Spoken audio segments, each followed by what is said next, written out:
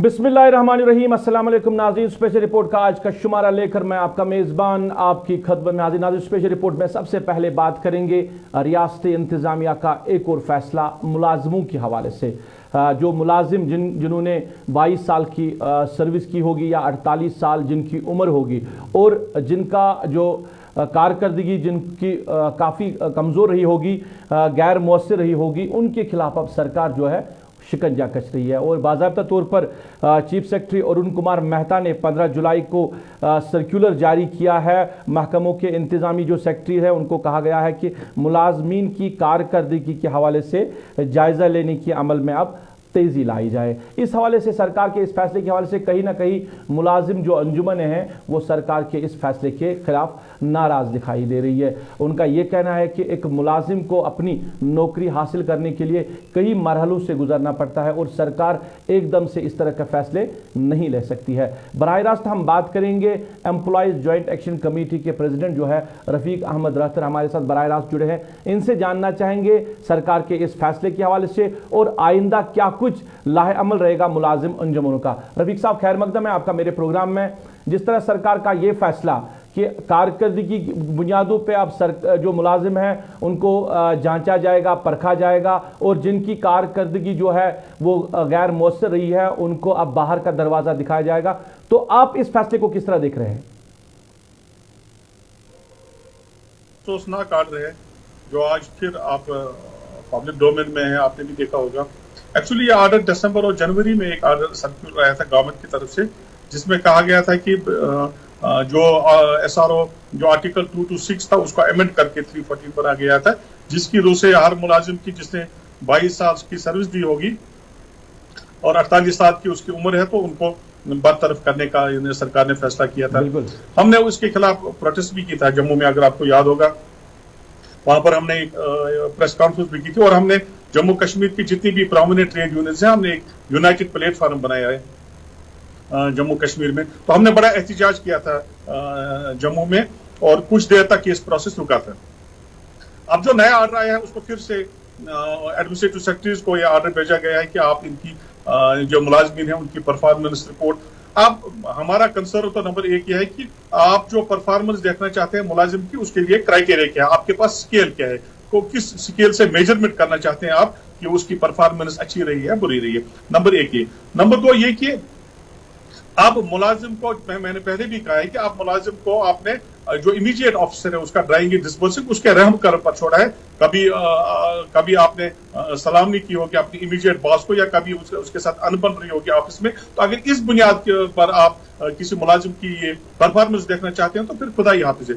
मेरा मानना यह है कि देखिए, आए रोज मुलाजमीन के खिलाफ आप देखते हैं कि हर रोज एक नया ऑर्डर आता है। मुलाजमीन काफी इंतशार है, उनके जहन बड़े मुंतशिर हैं, काफी दबाव महसूस कर रहे हैं और ह्यूमिलिटी भी फील कर रहे हैं। अगर आप अकाउंटेबिलिटी की बात कर रहे हैं, ट्रांसपेरेंसी की बात कर रहे हैं, करप्शन फ्री सरकार की बात कर रहे हैं और इसमें कामकाज में एफिशिएंसी लाने की बात कर रहे हैं तो मुलाजमीन का उसमें सपोर्ट है। और हमने सदर एम्प्लॉय जॉइंट एक्शन कमेटी, मैंने बार बार कहा है हमारी तरफ से ताउन है सरकार को, जहां भी ये इस तरह का कोई उनकी तरफ से इकदाम उठाए जाइए, करप्शन फ्री एस्टेब्लिशमेंट चाहे सरकार चाहे, हमारा ताउन उसमें रहेगा। लेकिन उसके बाद आप मुलाजिम को 22 और 48 और आपको पता है कि हमने पिछली सरकार में 58 से 60 कैसे कराया, इसके लिए लीडरों ने बड़ी जेलें खाई है, बड़ी मारें खाई है और तब जाके कहीं 58 से 60 और बाकी रियासतों में आप देखिए 60 और 62 और 63 वहां पर और कुछ रियासतों में 65 तक मुलाजमीन की एज है।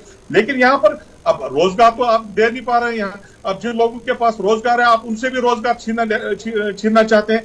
मुझे समझ नहीं आ रहा है कि सरकार हमारे साथ क्या करना चाहती है। रफ़ीक साहब, कभी कभी शक होता है कि आपने कहा कि स्केल मुरतब करनी चाहिए सरकार को कि इस स्केल से आप किस तरह मुलाजिम की कारकर्दगी को जांच सकते हैं, तो क्या कुछ स्केल होना चाहिए? क्या कोई कानून है जिसमें इस तरह का कानून बना हुआ कि आप मुलाजिम की जो उसके कामकाज की स्केल चेक कर सकते हो, उसको फिर अगर उसकी कारकर्दगी कमजोर रही तो आप उसको नौकरी से बर्खास्त कर सकते हो? क्या कोई कानून है इसमें? देखिए ऑलरेडी हर सरकार के पास एक मैकेनिज्म होता है अपने मुलाजिम पर डील करने का। इसी तरह से यहाँ भी 226 था, जिसकी रूह से डिपार्टमेंटल इंक्वायरी होती थी, डिपार्टमेंटल प्रोसीजर चलता था, और डिपार्टमेंटल प्रोसीजर के बाद, इंक्वायरी के बाद डिपार्टमेंटल एक्शन हुआ करती थी मुलाजिम के खिलाफ। अब उसको अमेंड करके 314 बना दिया गया है, जिसकी रूह से सरकार अगर सेटिस्फाई है कि आपकी कारकर्दगी ये तस्लीम बख्श नहीं है, तो आपको निकाल दिया जाएगा। मेरे ख्याल में यह गलती है। जो हमारे पास 226 ऑलरेडी इन प्लेस था यहाँ पर, उसके रूह से डिपार्टमेंटल इंक्वायरीज होती थी और वो आपकी सर्विस को आपकी कहते थे कि आपकी कारकर्दगी कैसे रही है। लेकिन ये ऑर्डर जो है, मैं ये समझता हूं कि अब मुझे नहीं पता कि ये किस बुनियाद पर बनाया गया, लेकिन मैं जाती तौर ये समझता हूं कि रियासती मुलाजमीन के जो लीडरान हैं, ट्रेड यूनियन लीडरान, जो वक्तन फवक्तन बात करते हैं मुलाजमीन के मामला पर, मुलाजमीन के हुकूक पर, तो ये कदगन है। मेरे ख्याल में हमें भी शायद ये अब इजाजत नहीं देंगे कि हम हक की बात करें और मुलाजमीन की बात करें। ये हमारी आवाज को भी दबाने का एक प्रोसेस है, और कल अगर मुझे भी इसमें लाया जाए तो मुझे कोई हैरत नहीं होगी। तो आइंदा के लिए क्या कुछ प्रोग्राम रहेगा इस हवाले से मुलाजिम अंजुमनों का, क्या कोई? बिल्कुल बिल्कुल बिल्कुल, जाहिर सी बात है। हम ये एम्प्लॉय ज्वाइंट ये हमारा यूनाइटेड फोरम बना है जम्मू और कश्मीर में, जिसमें जम्मू कश्मीर की प्रोमिनेंट ट्रेड यूनियन है। ईद के बाद आप देखेंगे हम बैठेंगे और हम इसके खिलाफ एजिटेशन शुरू करेंगे। देखिए, किसी भी सूरत में आप मुलाजिम को इस बुनियाद पसंद, अपनी पसंद और नापसंद की बुनियाद पर उसको मुलाजिम से नहीं निकाल सकते। हमने पहले भी कहा, अगर कोई मुलाजिम करप्ट है और इनएफिशिएंट आया है और उसकी जो परफॉर्मेंस है, आप देखें कि ऐसे भी अफसर आपके पास है 2-2, 3-3, 4-4 महीने, बल्कि 5-5 महीने उसकी टेबलों पर ये फाइल्स रहती है, वो हाथ भी लगाते, उनको जांचने का तरीकेकार आपके पास क्या है? आपके पास मैकेनिज्म क्या है मुलाजिम की परफॉर्मेंस को जांचने का? यह भी हम सवाल करेंगे। तो हम ईद के बाद बैठेंगे सारे लोग, इस पर विचार होगा, और हम सरकार को कहना चाहेंगे कि वो मुलाजमीन के साथ इंतकामी कार्रवाई न करें, बल्कि मुलाजमीन को अपनाने की जरूरत है। देखिए, हमने इंतहाई मुश्किल तरीन हालात में काम किया है जम्मू कश्मीर में। आपको पता है कि मुलाजिम किन हालात से गुजरे हैं। आप देखिए, पिछले 30 साल से मैं बात करूंगा कि 30 साल से हमने इस जम्मू कश्मीर को किस तरह से जोड़ के रखा, और यहाँ की डेवलपमेंट में अगर किसी का रोल है तो वो इन्हीं मुलाजमीन का, छोटे मुलाजमीन का है। अब गाज तो इन्हीं छोटे मुलाजमीन पर गिरने वाली है। बड़े अफसर, बड़े बाबू की तरफ तो आप हाथ नहीं लगाएंगे उनके साथ। तो मेरे ख्याल में ये ऑर्डर ये इंसाफ पर मबनी नहीं है, और मुलाजिम को मौका मिलना चाहिए कि वो अपनी बात रखे। अगर किसी के खिलाफ एक्शन लेने जा रहे हैं, उसको आप मौका दे दें कि वो अपनी सफाई में कुछ अगर कहना चाहे तो उसको मौका मिलना चाहिए। लेकिन आप ये भी नहीं करोगे, उसको मौका भी नहीं दोगे, तो उसको छुट्टी करोगे। मेरे खिलाफ ये ऑर्डर। चलिए रफीक साहब, बात करने के लिए बहुत बहुत शुक्रिया। एम्प्लॉय जॉइंट एक्शन कमेटी के सदर रफीक अहमद रातर बात कर रहे थे सरकार के फैसले के हवाले से। सरकार ने जिस तरह अब जो मौसर कारकर्दगी के हवाले से जब सरकार का फैसला है कि जिन मुलाजमों की कारकर्दगी अच्छी नहीं रहेगी उनके खिलाफ सरकार कानूनी कार्रवाई करेगी, उनको नौकरी से बर्खास्त किया जाएगा। इस हवाले से जॉइंट जो एक्शन कमेटी है मुलाजमों की, उनका ये कहना है कि ईद के बाद वो एहतजाज कर सकते हैं, सरकार को ये फैसला वापस लेना होगा।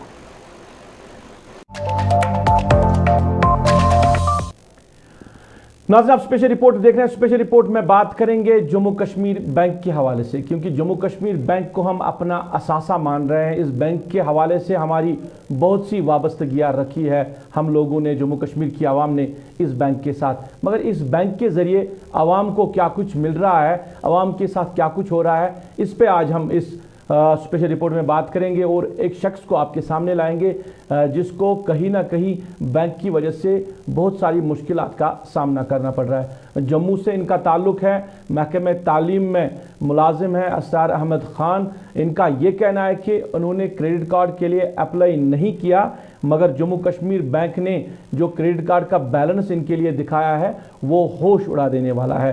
18 लाख के करीब इनको जो क्रेडिट कार्ड बैलेंस दिखाया जा रहा है, और कहा गया कि साल 2007 में आपने क्रेडिट कार्ड आपको इशू किया गया है। उस वक्त असरार साहब का ये कहना है कि उन्होंने कोई क्रेडिट कार्ड नहीं लिया था। उस वक्त ये जो मुलाजिम थे JMM साइंस कॉलेज में केनाल रोड पे, और साल 2008 में इनकी ट्रांसफ़र वहाँ से हुई है। उसके बाद ये दूसरी जगह चले गए हैं, और सबसे बड़ी बात यह है कि क्रेडिट कार्ड जो इनके लिए नाम के लिए इशू किया गया है वो श्रीनगर के कॉरपोरेट ऑफिस से इनके नाम पे इशू किया गया है। और एक सवाल यह है कि अगर क्रेडिट कार्ड की लिमिट जो है वो ख़त्म हो जाती है तो फिर उसमें कैसे पैसा रहेगा और फिर कैसे एक जो कंज्यूमर है वो उसको इस्तेमाल कर सकता है, ये एक बड़ा सवाल है। टेलीफोन लाइन पे हमारे साथ बराह रास्त जुड़े हैं असरार अहमद खान। इनसे ही बाकी जो तफासिल है इस हवाले से, क्या कुछ इनको सामना करना पड़ा, क्या कुछ बैंक ने इनको कहा है, इस पूरे मामला पे हम असरार साहब के साथ बात करेंगे। असरार साहब खैर मकदम है आपका प्रोग्राम में। मैं ये जानना चाहूँगा आपसे कि पहले ज़रा डिटेल से बताइए, पहले से डे फर्स्ट से कब आपको पता चला कि आपके नाम पे क्रेडिट कार्ड इशू हुआ है, फिर आपने क्या कुछ किया, उसके हवाले से कहाँ कहाँ आप बैंक में गए, वहाँ से क्या जवाब आपको मिला? सर अस्सलाम वालेकुम, मैं इसरार बात कर रहा हूँ। इसलिए मुझे एक चीज़ पता चला जब मैं अपना फेस्टिवल लोन लेने के लिए बैंक में गया 13/7/2021 को 13/7/2021 को अपने बैंक में गया। मैंने कहा कि मुझे अपना फेस्टिवल लोन चाहिए, मुझे फेस्टिवल लोन दीजिए। उन्होंने कहा पहले आपका सिंपल स्कोर चेक करते हैं। सिंपल स्कोर चेक उन्होंने किया, जब निकाला उन्होंने सिंपल स्कोर, और सिंपल स्कोर जो मेरा बिल्कुल हिट कर चुका हुआ था वो कम था। उन्होंने पूछा ये क्या इशू है, क्यों आया है? उन्होंने कहा कि आपके नाम पे एक क्रेडिट कार्ड इशू हुआ है 2007 में।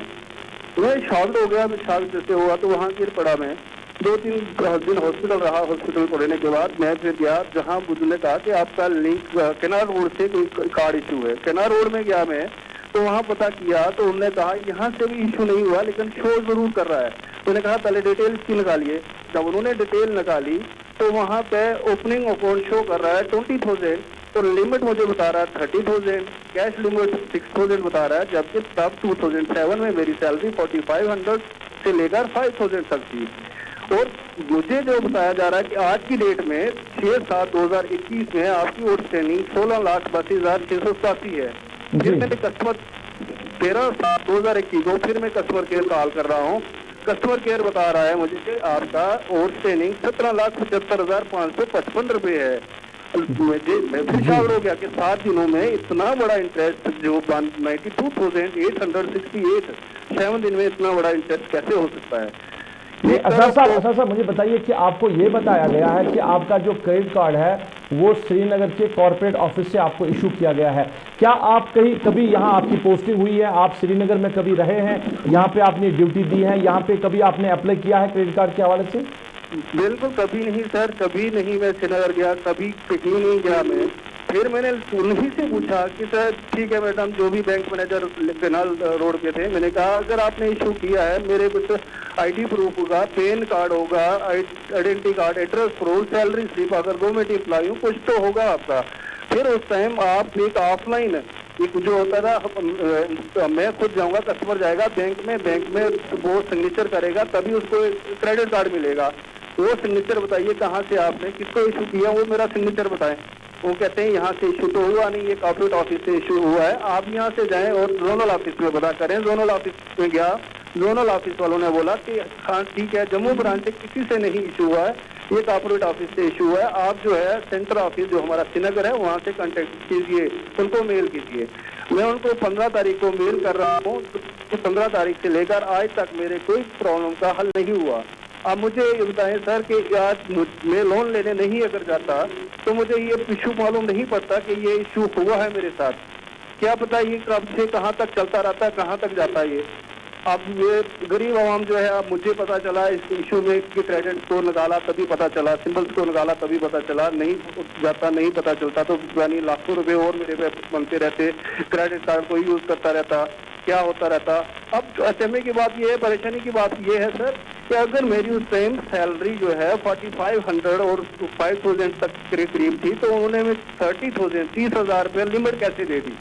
नहीं असरार साहब, क्या इस बीच में अगर हम बात करें, जब बैंक कह रहे हैं कि आपने क्रेडिट कार्ड लिया है और आप कह रहे हैं कि आपने अभी कोई क्रेडिट कार्ड नहीं लिया है, क्या इस बीच में अगर हम बात करें कोई मैसेज आपके किसी फ़ोन नंबर पे आती थी क्रेडिट कार्ड की मैसेज कि आपने इतना शॉपिंग किया है, आपको इतना खर्चा हुआ, क्या इस वजह से कोई मैसेज आज तक आपके अकाउंट में आई है? कोई मैसेज नहीं आई सर। मैं उसके बाद जो 2008 में दोबारा अकाउंट खोलता हूँ, उसके बाद मैं PCL भी लेता हूँ इनसे, उसके बाद एक क्रेडिट कार्ड भी इशू करवाता हूँ वहीं उसी ब्रांच, दूसरी ब्रांच से, लिंक रोड से, तब भी मुझे नहीं बताया जाता कि आपके नाम पर कोई जो ओल्ड क्रेडिट कार्ड है वो इशू है या नहीं है। नहीं बताया जाता मुझे, ना कोई मैसेज। हालांकि ये जो मेरा BSNL नंबर है, ये 2004 जब से ये BSNL लॉन्च हुआ तब का ये नंबर है। ईमेल ID रजिस्टर्ड है, मोबाइल नंबर रजिस्टर्ड है। अगर ये भी रजिस्टर नहीं होता, मेरा डिपार्टमेंटली एड्रेस था, डिपार्टमेंट में कोई लेटर लिखते, कुछ तो मेरे को इंटीमेशन करते। अगर लिमिट 30,000 थी तो कैसे ये 17 लाख 18 लाख रुपया मेरे पे ये आज बता रहे हैं कि आपके ऊपर ये पेंडिंग है। नहीं, इसमें यह सवाल भी है, जब लिमिट खत्म हो जाती है क्रेडिट कार्ड की तो फिर वो काम नहीं करता है। अगर आपने उसको पे नहीं किया होगा तो फिर ये कितना, कैसे ये बड़ा अमाउंट बन गया। अब यहाँ श्रीनगर की अगर हम बात करें, क्या कॉर्पोरेट ऑफिस के साथ कोई कांटेक्ट आपका हुआ है या किसी बैंक ऑफिशियल के साथ कोई वहां से कोई जवाब मिला आपको कि आप जब कह रहे हैं कि मेरा क्रेडिट कार्ड नहीं है, मैंने नहीं लिया है, तो बैंक से कोई जवाब मिला आपको? बैंक से कोई जवाब नहीं मिला अभी तक। मैंने कस्टमर केयर पर 2 बार बात कर चुका हूँ। कल भी मैंने कस्टमर केयर में बात की, उन्होंने कहा जी आपका मसला हमने इसको फॉरवर्ड किया है, ये बैक एंड टीम चेक कर रही है, ये कर रही है, वो कर रही है। मुझे मेरे संतुष्टि के लिए, मुझे अपना सेटिस्फाई करने के लिए कोई जवाब नहीं दिया जा रहा अभी तक। मैं बहुत ज़्यादा परेशान हुआ हूँ कि अब मैं एक मिडिल क्लास आदमी हूँ, मैं 18 लाख कहाँ से भरूंगा, जिसकी सैलरी अभी भी 40,000 या 45,000 होगी। वो बंदा 17-18 लाख रुपया कहाँ से भरेगा? तो असरार साहब, अभी बैंक की तरफ से कोई जवाब आपको, खातिर का जवाब नहीं मिला है क्या? अमाउंट के हवाले से कोई बात वो कह रहे हैं कि ये अमाउंट आपको भरना पड़ेगा या कोई डिडक्शन हो रही है आपकी सैलरी से? कुछ नहीं, अभी तक कुछ भी नहीं हुआ। अभी तक कोई जवाब नहीं बैंक की तरफ से आया, ना किसी ने। हाँ, बैंक जो मेरी कंसर्न अभी ब्रांच है, उन्होंने कहा कि इस मसले के लिए हम बात कर रहे हैं, हमें श्रीनगर से कॉल आई है, हम इसको चेक कर रहे हैं, आप प्लीज वेट कर लीजिए, वेट कर लीजिए, वेट कर लीजिए। मैं कितना वेट करूं सर? अगर किसी को आज जरूरत है, मुझे आज जरूरत है, वेडनेसडे या ट्यूसडे को हमारी ईद है, ईद के लिए मैं फेस्टिवल एडवांस ले रहा हूं, तो ये वेट पे वेट कराए जा रहे हैं। तो एक एम्प्लॉय कहाँ जाएगा, किसके पास जाएगा? एक तो एम्प्लॉय की ये परेशानी है कि J&K गवर्नमेंट जो यूपी में है, उसने हमारे हाथ बंद करके रखे हुए हैं कि हमारी सैलरी ही J&K बैंक में जाएगी और किसी में हम अकाउंट भी नहीं खोल सकते और वहाँ सैलरी भी नहीं लेके जा सकते।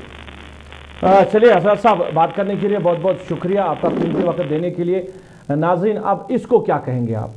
ये है हमारा बैंक, ये है हमारा असासा, जो जम्मू कश्मीर बैंक, जिसको हम बड़ी निगाहों से देखते हैं और जिसको फ़ख्र से हम कह रहे हैं कि ये जम्मू कश्मीर की आवाम का बैंक है।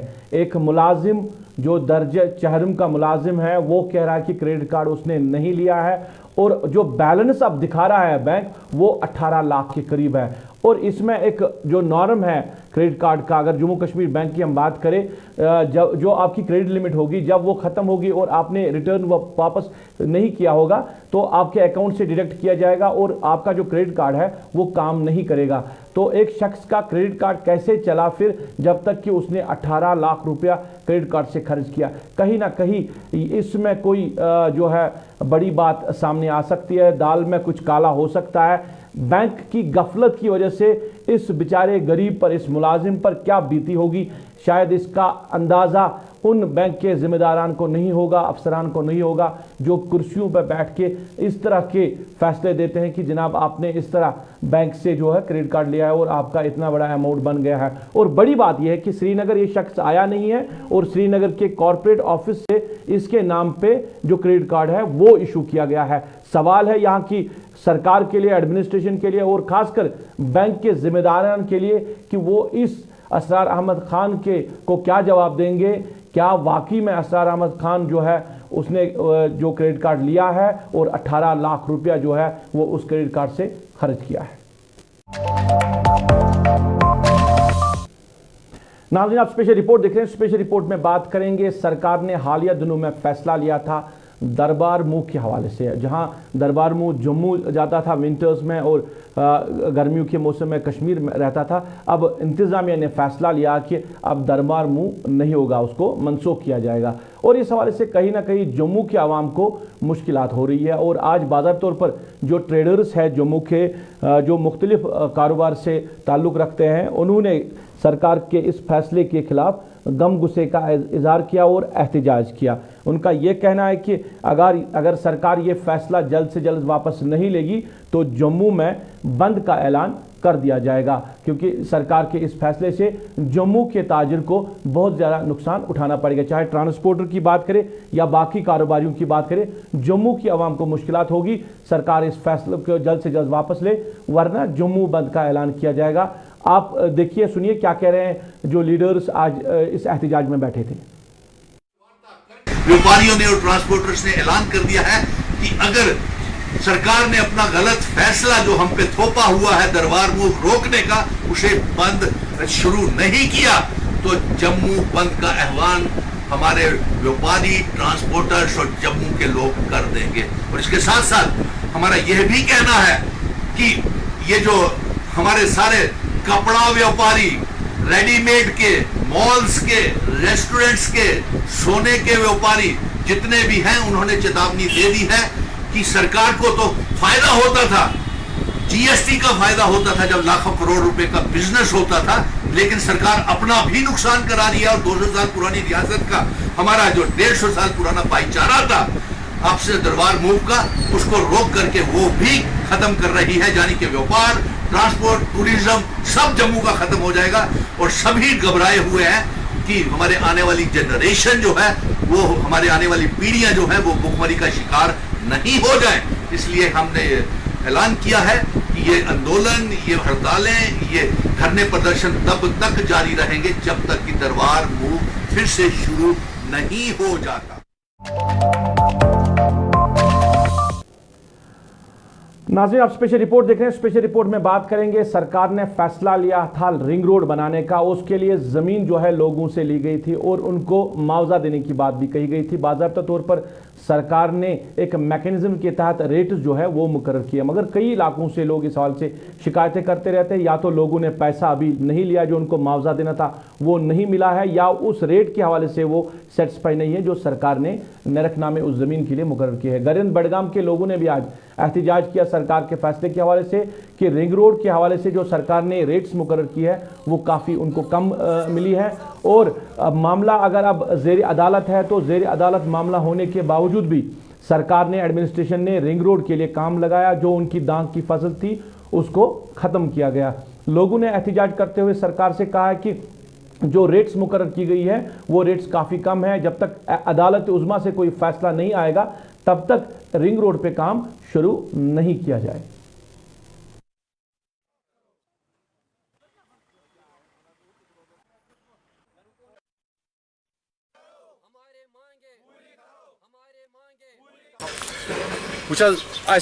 लिंग रोड गोमुत 2017 मज तम सात दुत हारून सबन 2 लक्ष, मगर असा कोर तम सात यह एक्सेप्ट कह 2 लक्ष, तिज हालात को नजर त्र ब्रोट ब्रोट क्या क्या बढ़ान, कूता खर्चात बढ़ान, कूता द्रोजर बढ़ान, जमीनस कूता भाव गसान, कोर तम सात एक्सेप्ट कहें। खास करके मे पोस अत वो पोस पान कोड़मुत कहें। तम पत गोर ना 2 लक्ष कर एक्सेप्ट कहें। रूद न कोड़ पोस, बहुत पन वन कोड़ पोस कहें। इसलिए मौकूल पे वन गवर्नमेंटस कहीं एतराज, यम लगिन रोड बनन अत, मगर यम कह तक ब्रो कुन छीड़ छाड़ इन सत कहें। मगर इंसाफ अस पे दिन सा सह रेट यम सत राज गो।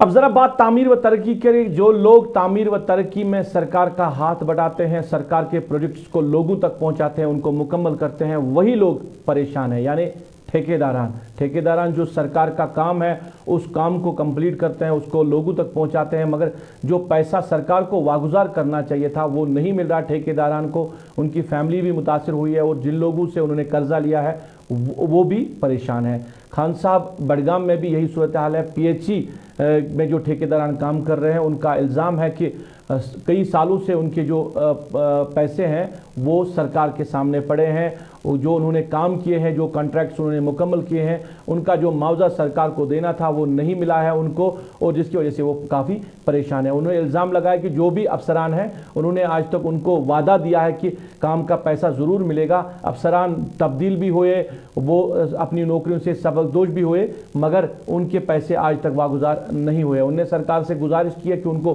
पैसा वागुजार किया जाए, क्योंकि वो खुदकुशी करने पे आप पहुंचे हैं जिस तरह उनकी घरेलू हालात बन चुके हैं। बस रोजान केश राजगीर खान सोबन डिस्ट्रिक्ट बडगाम। जनाब बदकिस्मती मे PHES मज लकुट मकुट ठेकदर, मे गई लगभग 30 वरी ठेकदरी करान PHES मज। 10-12 वरी गई तम यन पे ज्यादा करप्शन बढ़ाव PHE डिवीजन बडगामस मज। मे काम कर्म दोद पथर, मे कर्म बसंत नाग फिल्ट्रेशन प्लांट, मे कर्म गुरमेट स्कीम मज, मे कर्मुत बालपुर खान सोबन टाउन मे कर्म काम 2013 मज, 14 पे मे कर्म अड़ काम, 18 मज मे कर्म, 19 मज कर्म मे, 2020 मज कर। जनाब पेमेंट दिवान कि करप्शन, अमिस पोस सह करान, बे मतलब अड़न ठेकदारन सह दाह निशान करान, पार्टनरशिप करान अड़न सह क्या करान, तिमन पेमेंट त्रावान। लकट गरीब ठेकदार गरीबो लतमज कहीं ना तक बह कर गुजारिश गवर्नर सोबस, बहुत कर चीफ इंजीनियर सोबस अपील बे नई सर, मे तुज नोट्स मज अक लट वोनमुत कि सन पेमेंट।